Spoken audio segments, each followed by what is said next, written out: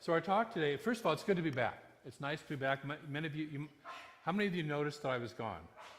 Hopefully some of you, right? Okay, yeah. So 2 Sundays ago, Cynthia and I were up in Portland being trained as youth advisors. An awkward thing happened at the last winter camp. The youth got together along with Reverend Jay Lang, who's the minister over in Napa, and posted a video on Facebook challenging me to be there at their next winter camp as a youth advisor. And so I called Keith Cox, who's the head of all the youth, for the whole organization. I said, I don't really have to take that training, do I? And he said, oh yeah, you do. Everybody who's there has to take the training. So Cynthia and I went up to take that training, and it was wonderful. It was heart-opening. It was really enlightening. It's powerful to see how much work is being done with the youth. This is not the summer camp that I went to where you're, making, weaving baskets and what was the other thing that he used? And canoeing. Yeah, this is really inspiring people to have a personal experience with their spiritual lives, and that's what we're aiming with the youth to do. So I'm grateful for that. And then, of course, last Sunday, as many of you know, I was over in Petaluma at the birth of my grandson, who was born, Theo Jackson Allen was born on Monday morning quite early, and so I was grateful to be there. So I want to thank Reverend Mary for 2 weeks ago and Reverend Sue kind of on spur of the moment for last Sunday for being our guest speakers and filling in. Thank you very much. So it's good to be back.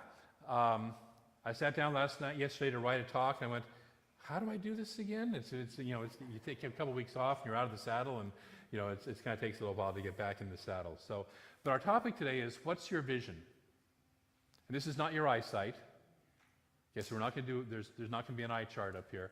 But what's your vision of your life?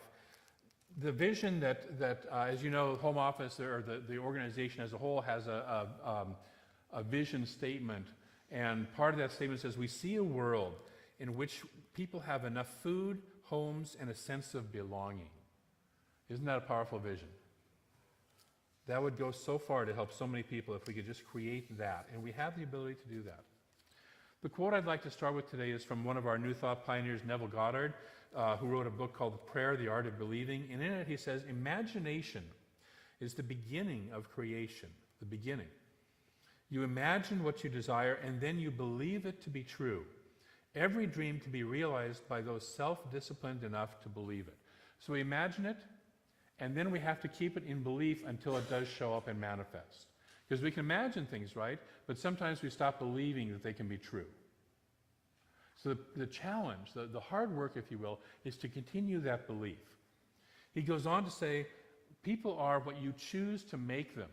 A person is according to the manner in which you look at them.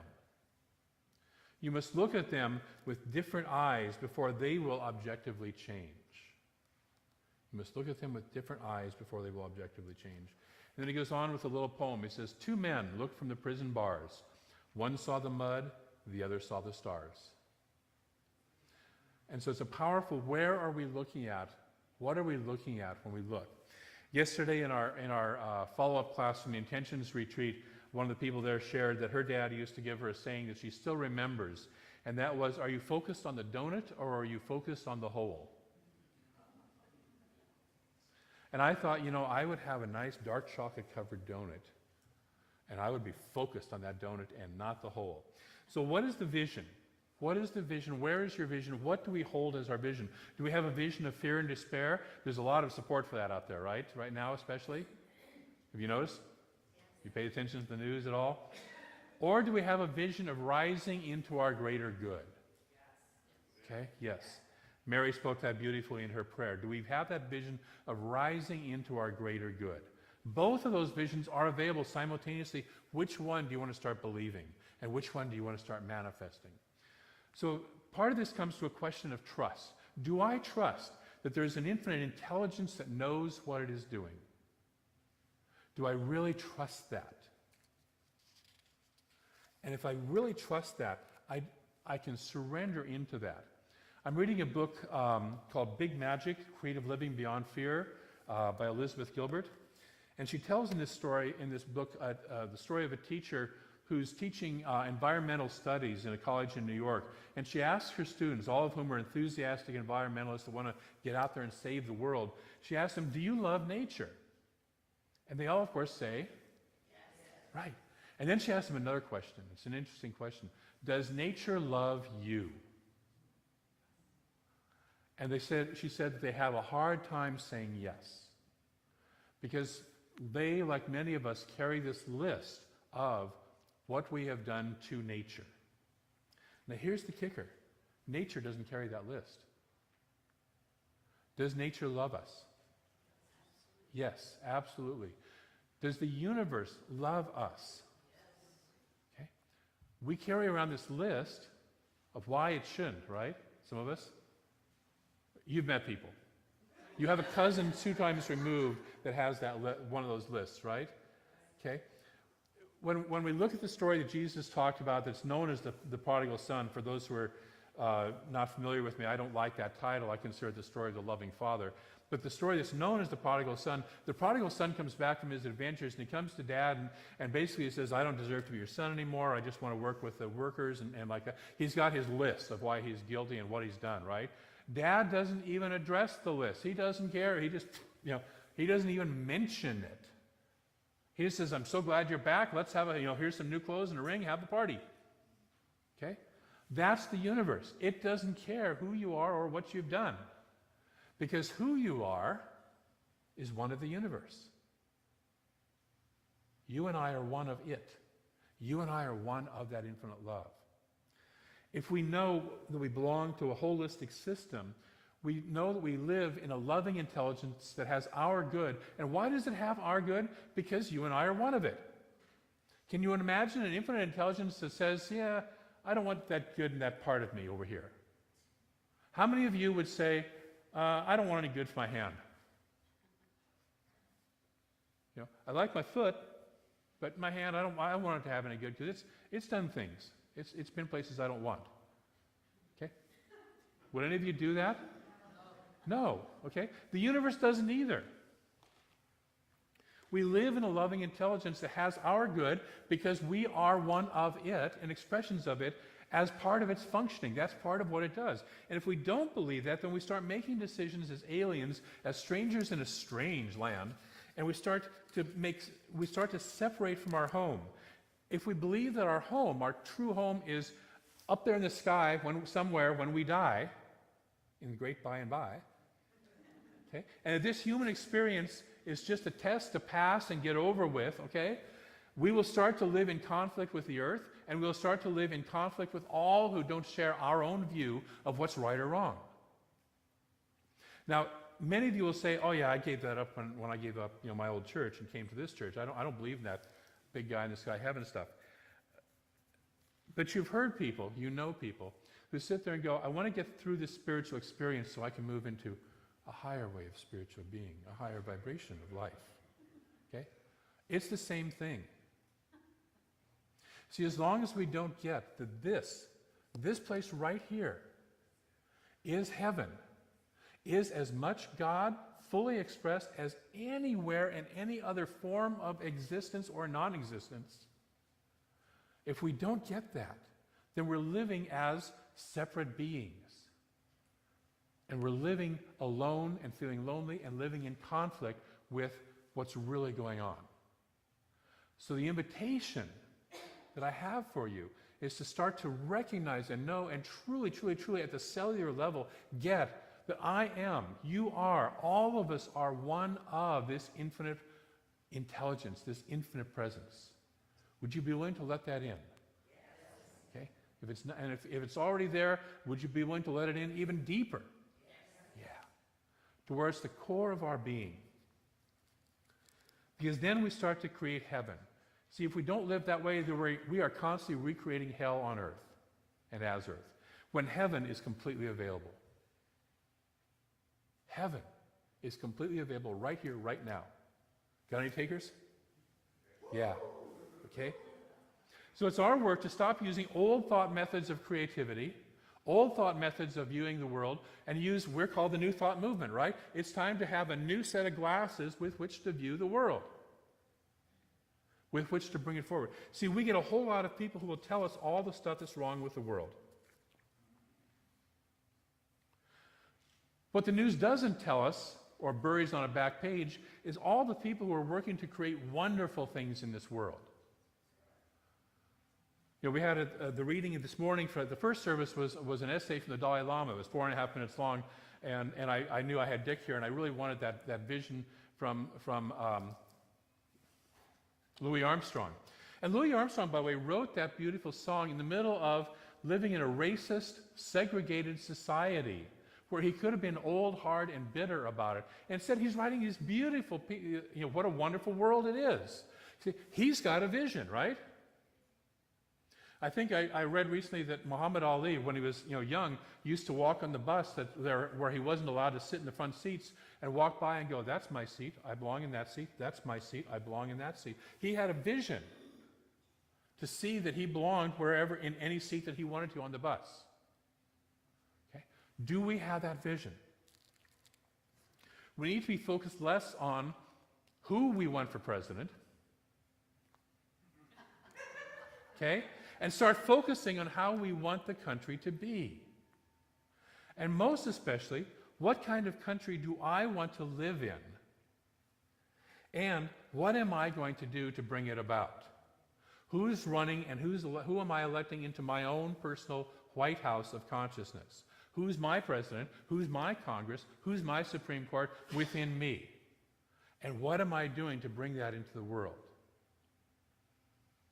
Because if we think that the Savior is out there, we're going to be disappointed once again, right?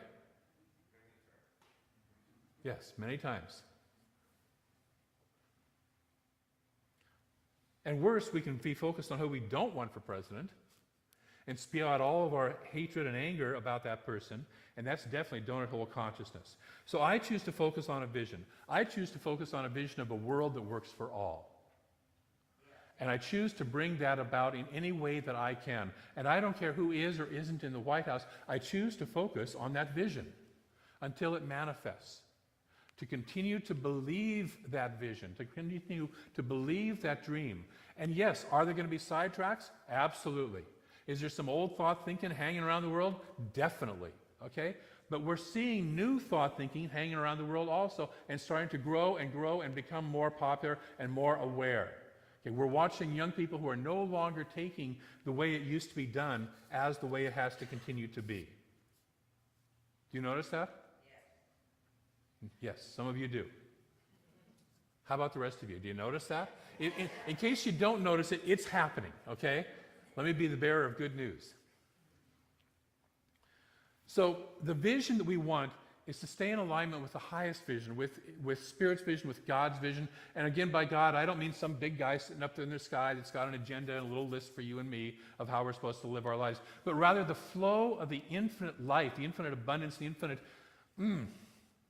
aliveness of the universe. When we live in alignment with that vision, then our lives work, because our lives are in alignment with what's already happening. There's a joke that New Thought churches sometimes used to be called the church of what's happening now. And some people said it sort of derisively, okay? But I like that. Because if we really pay attention to what's happening now, in this now moment, if we're being present with that on the highest spiritual vibrational level, then we are the church of what's happening now, and we're the church of allowing that then to manifest into form here.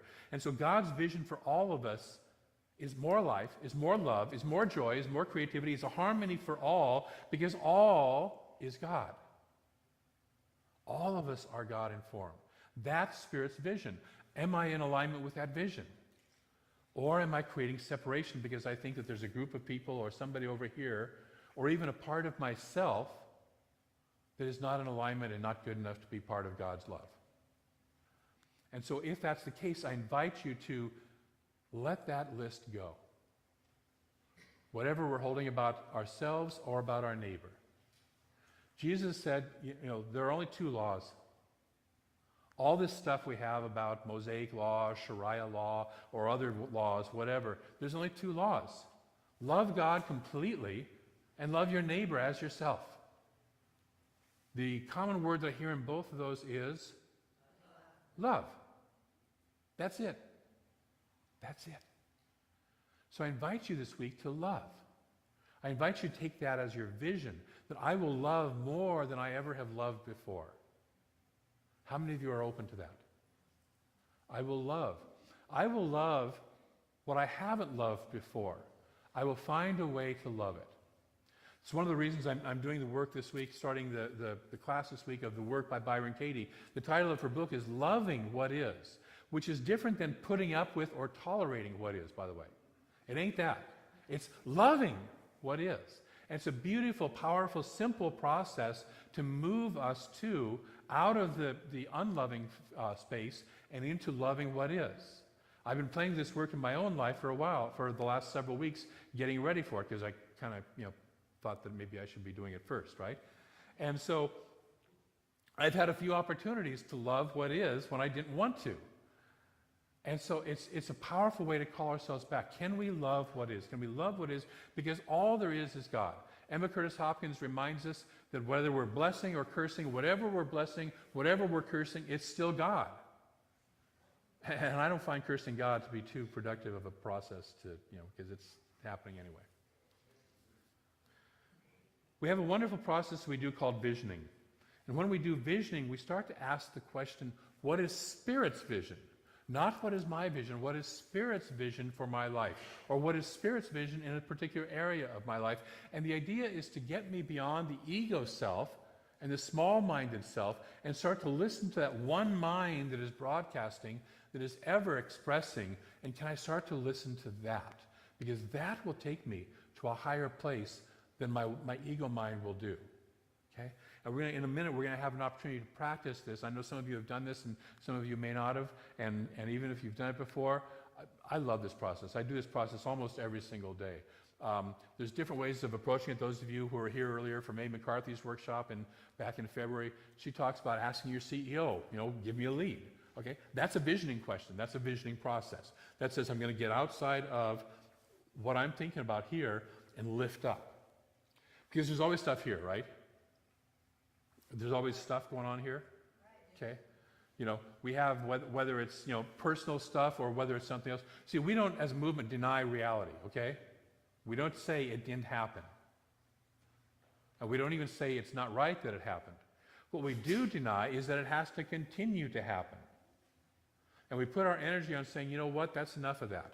And whether it's a sickness in the body, whether it's a mass shooting of people, or whatever it is, that's enough of that. We're going to go for a higher vision. We're going to create something new to where that doesn't exist and have to function anymore. Are we good with that? Yes. Okay. So we're going to open ourselves up to the possibility of transformation. And transformation is different than just a little bit better. See, we can refurnish our dream. Or we can wake up and realize that we're in a dream. We can make our dream more comfortable, or we can say, you know what, wait a minute. I'm not even there. I'm here. This is the reality of who I am. That's transformation. I can be dreaming that I'm drowning and have somebody save me from drowning, or I can wake up and say, well, look, I'm nowhere near the ocean. I'm laying in my nice warm bed. And it was especially warm this morning. I didn't want to get out. I put a wine on Facebook. I don't usually do that, but I put a wine on Facebook.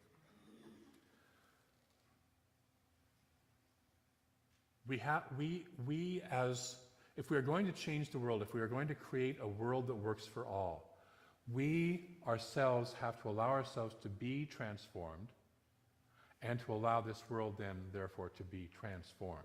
Because the old consciousness and just moving things around a little bit isn't going to create a world that works for all.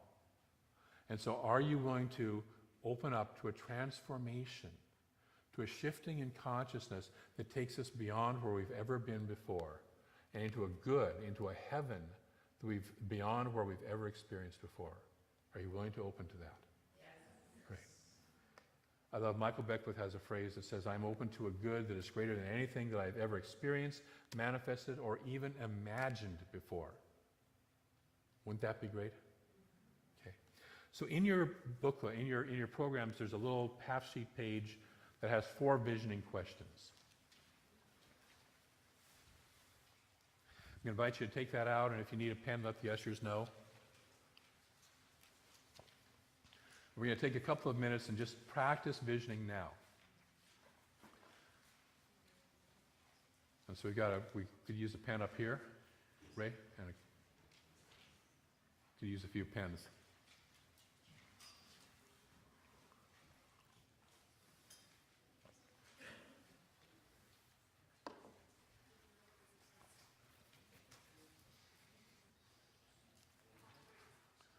Do not start filling the answers out now. You don't know the answers. I've watched people do that with visioning. Huh?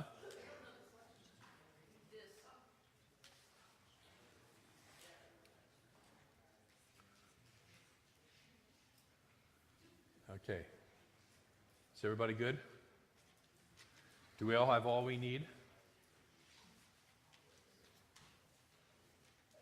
Let's try it again. Do we all have all we need?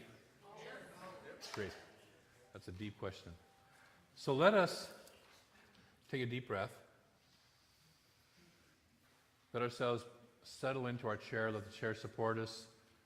And if you're comfortable, let yourself close your eyes gently.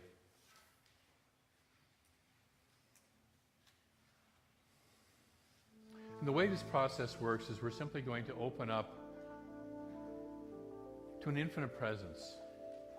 An infinite field of love and of wisdom, of which we're already a part. You may see things, you may hear words, you may get a kinesthetic feeling in your body. I recommend that as you do so, that you make notes on your page so that you can remember what it is that you experienced.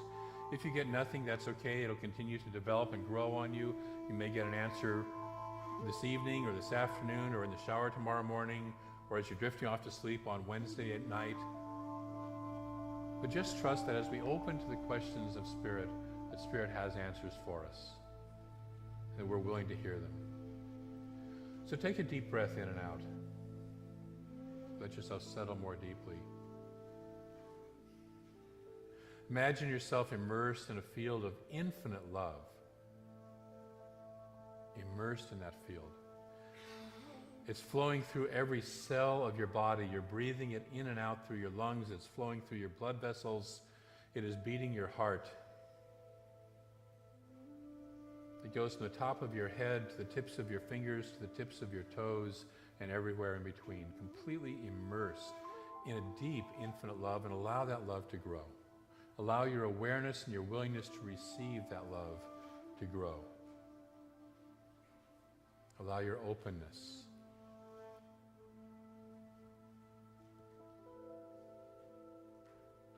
And this being a field of infinite love, it is also a field of infinite wisdom. That you are tapped into the universe. That you are tapped into the one mind.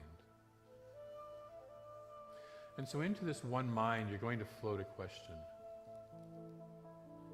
And that question is, what is Spirit's highest idea, highest vision for my life, right here, right now? What is Spirit's highest vision for my life?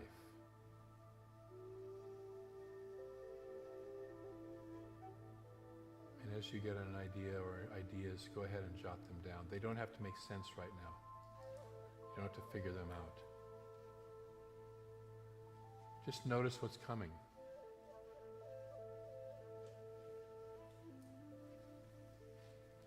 Another way of asking this question is, what wants to be born through me right now? What is the universe trying to birth through me right now at this point in my life?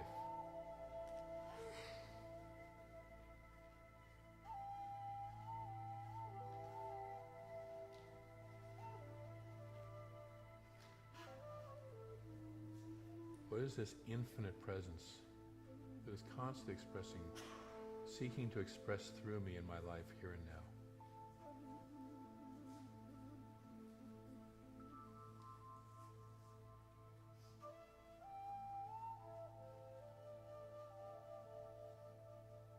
As you settle with that question, you take a deep breath into that field of infinite love, letting it go. You ask a second question. That question is, what must I become to allow this vision to manifest through me? When I have a vision of Spirit, it enlarges me, it grows me. What must I become? How must I grow to allow this vision to manifest through me?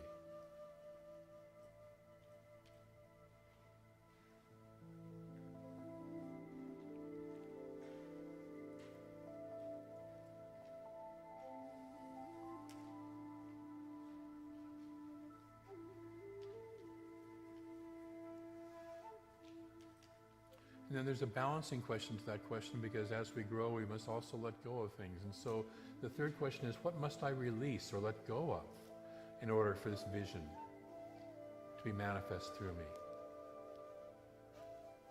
What is it that no longer serves me, that it is time for me to let go of?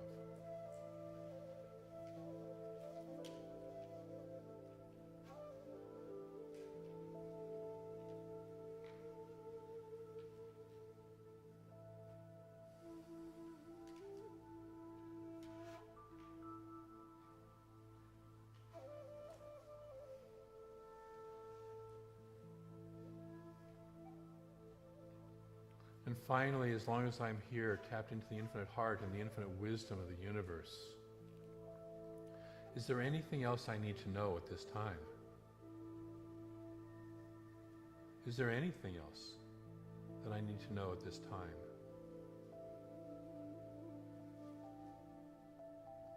What does Spirit want to say to me?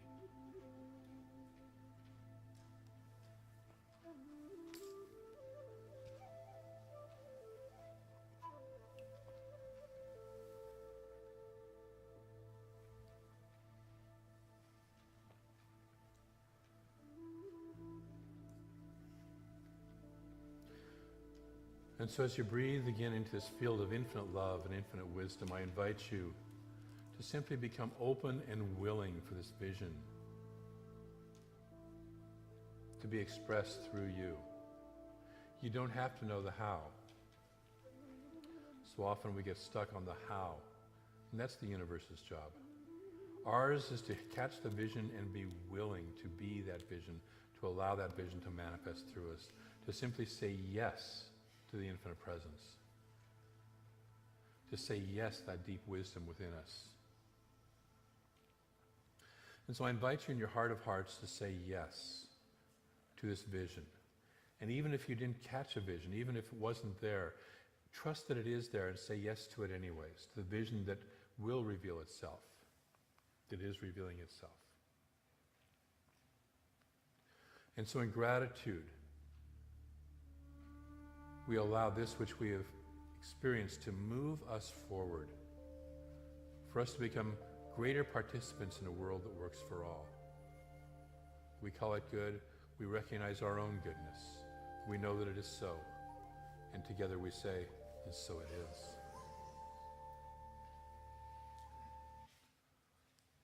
So our spiritual practice this week is just one thing.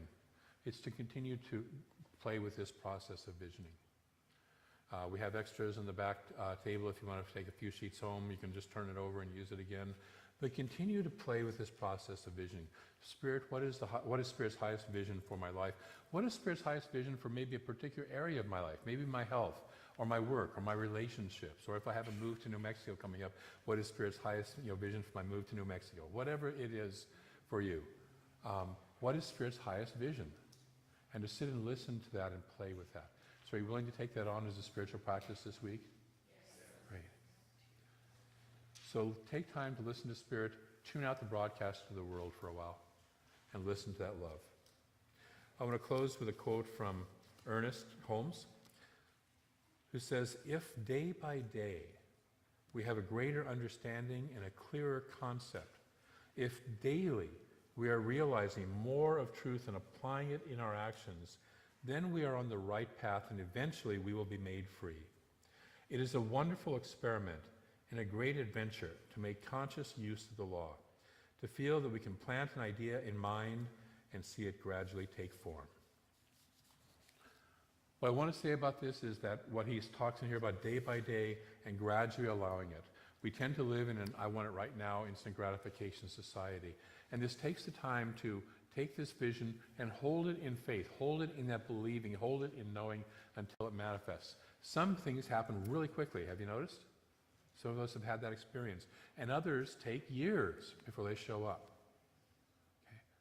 But if we allow ourselves to stay in this vision, to say yes, no matter how long it takes, no matter how short a time it takes, I'm willing to stay in this. We'll watch that happen in our lives. And we will start to create a world that works for all. So let's move into prayer.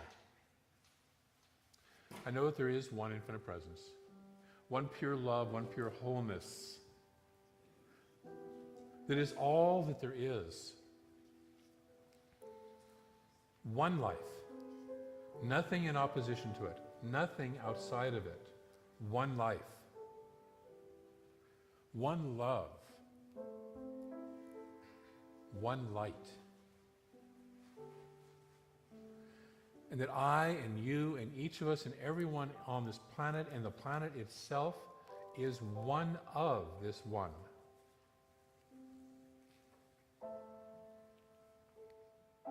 That each of us is an expression of the infinite life of God, right here, right now. And whether we call it God, whether we call it Spirit, whether we call it the Tao, whether we call it the Buddha mind, whether we don't call it anything at all, we are one of that. We are one of that consciousness. We are one of that infinite presence. And so therefore we already are the love, the light, the life of Spirit. We allow that to manifest. We allow that to express through us. And I speak my word that as we do this process of asking and sitting in what is our vision and having a vision, and allowing that vision to pull us forward, to move us forward, that this process is done with ease and grace. That as we say yes to this vision, whether it's not even clear yet, as we say yes and are willing to be in that vision, we allow ourselves to be transformed by the transformation of our own minds. And so for this I'm grateful. For each and every person who is saying yes, I'm grateful. I call all of this good and very good. Each of us good and very good. And affirm this by knowing that it is so, and we say it together, and so it is.